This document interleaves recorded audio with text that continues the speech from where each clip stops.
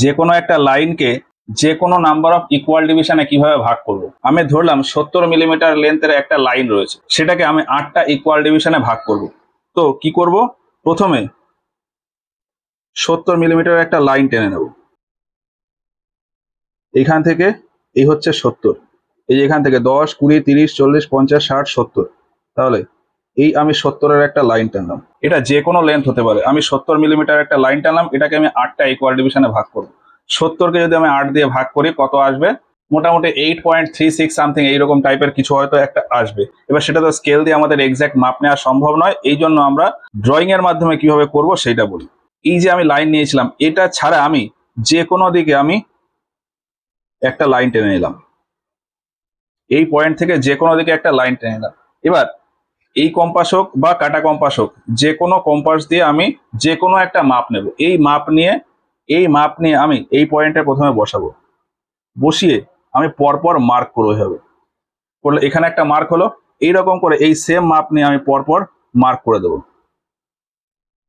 আমার যতগুলো ডিভিশন করতে বলবে ততগুলো আমি মার্ক করব। তাহলে আমি বলেছি এটাকে আমি 8টা ডিভিশনে ভাগ করব, তো সেই হিসাবে 1, 2, 3টে মার্ক হলো, 4টে, 5টা, 6টা, 7টা, 8টা। এই 8টা মার্কিং আমি করলাম, সবগুলো কিন্তু ইকুয়াল ডিভিশনে মার্ক করলাম। এবার এই যে মার্কিং এর পরে যে লাস্ট যে পয়েন্টটা এলো, এই পয়েন্টের সাথে আমি সেট স্কোয়ার ইউজ করব। সেট স্কোয়ার ইউজ করে এই লাস্টের পয়েন্টের সাথে এই লাস্টের পয়েন্ট আর এই লাইনের লাস্টের পয়েন্ট, এই দুটো আমি মিশিয়ে দেবো। কি করলাম, এই দুটো পয়েন্ট আমি মিশিয়ে দিলাম।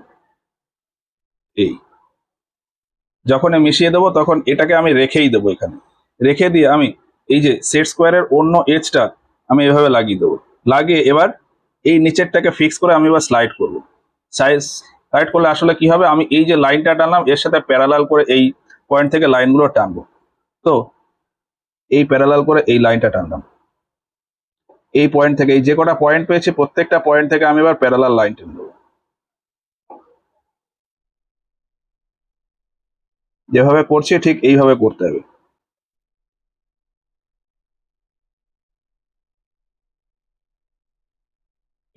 তাহলে এই যে আমি করলাম, এতে আমাদের এই যে এই পুরো এইটাকে আমাদের 8টা ইকুয়াল ডিভিশনে ভাগ হয়ে গেল, 1, 2, 3, 4, 5, 6, 7, 8। এবার এটাতে যদি আমি নাম্বার দিয়ে দিই, ধরলাম AB, তাহলে AB এর লেন্থ হচ্ছে 70 মিলিমিটার। এখানে ডিভিশন গুলো কি চলে আসবে, তাহলে 1, 2, 3, 4, 5, 6, 7। এইভাবে আমাদের ডিভিশন হবে। আমি ঠিক এই একইভাবে আমি অন্য আরেকটা লেন্থ নিই, ধরলাম আমার 110 মিলিমিটার আছে। তাহলে এই পয়েন্ট নিলাম, এই হচ্ছে 110 মিলিমিটার। 10, 20, 30, 40, 50, 60, 70, 80, 90, 100, 110। এই আমি 110 মিলিমিটার লাইন টেনে নিলাম। টেনে এবার আমি হয়তো এটাকে 5টা ইকুয়াল ডিভিশনে ভাগ করব। 110কে আমি 5 দিয়ে ভাগ করলে 22 চলে আসে, আমি 22 দিয়ে এখানে করে দিতে পারি, কিন্তু আমি সেভাবে করবো না। আমি কিভাবে করব, আমি এইরকম ড্রয়িং মেথডের সাহায্যে করবো। তো কি করব, আমি যে কোনো একটা কর্নার নিয়ে নেবো। এর ক্ষেত্রে যেরকম এই পয়েন্ট থেকে করেছিলাম, এর ক্ষেত্রে আমি এবার এদিক থেকে করব। এদিক থেকে আমি এই পয়েন্ট থেকে যে কোনো একটা লাইন টেনে নিলাম।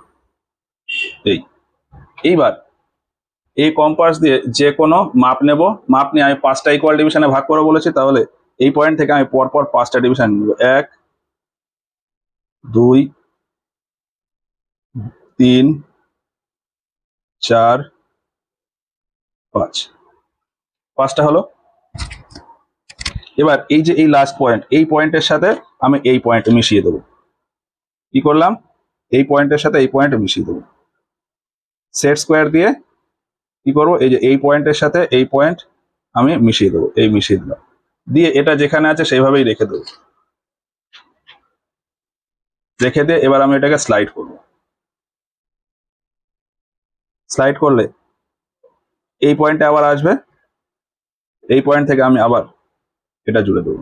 আবার আমি বসিয়ে আবার স্লাইড করব, দিয়ে আবার এই পয়েন্টের সাথে মিশিয়ে দেবো। আবার এই পয়েন্টের সাথে, আবার এই পয়েন্টের সাথে দিয়ে দিলাম। তাহলে এই যে আমার এই টোটাল লেন্থটা হলো, এটা ইকুয়াল 5টা ডিভিশনে ভাগ হলো, এই একটা, এই একটা, এই একটা, এই একটা, এই একটা। আমি এটাতে যদি নাম্বার দিই PZ, তাহলে 1 2 3 4।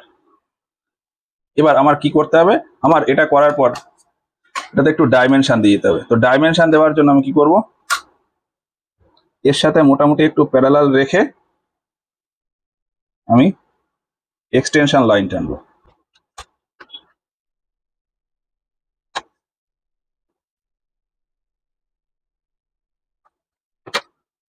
এবার এর সাথে প্যারালাল করে আমি ডাইমেনশন লাইন টানবো।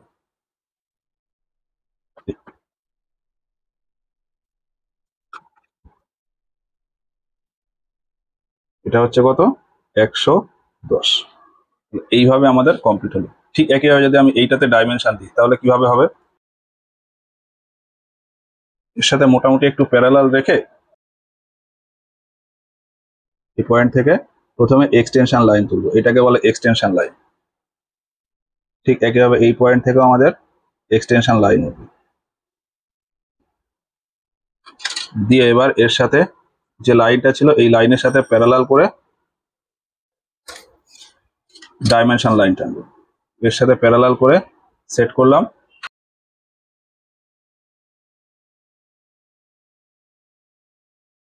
এটা কত ছিল, এটার লেন্থ ছিল হচ্ছে 70, তাহলে এখানে লিখে দেবো 70।